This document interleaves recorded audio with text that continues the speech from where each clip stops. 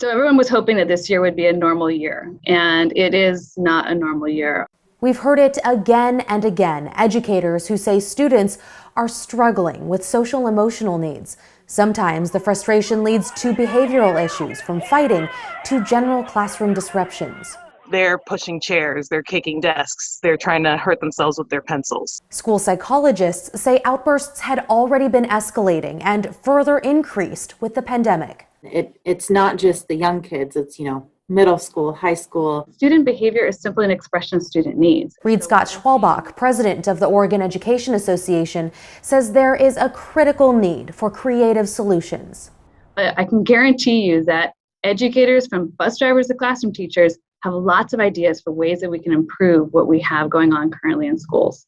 She wants district leaders to be proactive, ask staff for input, then put ideas in motion. The solutions will be different depending on the student needs in every building across our state. School psychologists say districts also need to focus on a basic level of support for all students. That could be as simple as a reward ticket system at an elementary school. And then they can turn them in for a raffle or something fun. And that's for all students. And classroom educators say they need more time. Whether that's one less meeting a week, I think we have to be creative and find ways that we can take things off of teachers' plates that don't directly serve students so they can focus on the students. This is not the year to put in place new requirements. This is not the year to adopt a new math curriculum. The extra time needed for teachers to prepare and collaborate with each other, as well as classroom aides, to better meet students where they are.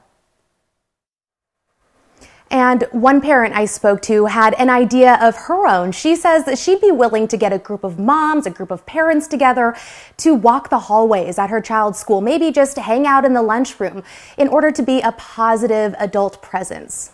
Yeah, and Christine, I know that that's a concept actually that's been tried in other parts of the country, in other cities, with actually some positive results. Tell us a little more about that.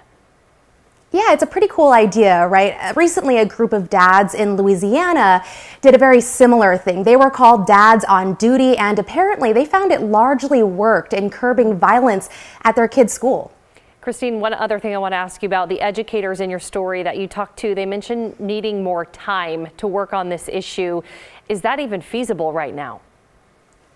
Well, districts all over the place are struggling right now with staffing shortages. We've talked a lot about that. Of course, that makes it really tough on teachers to have enough time. But the thing is, when districts are trying to, address these staffing shortages, that takes time in and of itself. That's why educators tell me it is so imperative that some of these short-term solutions are being, implemented, like asking educators for creative ideas. Okay, Christine, thank you for that important report.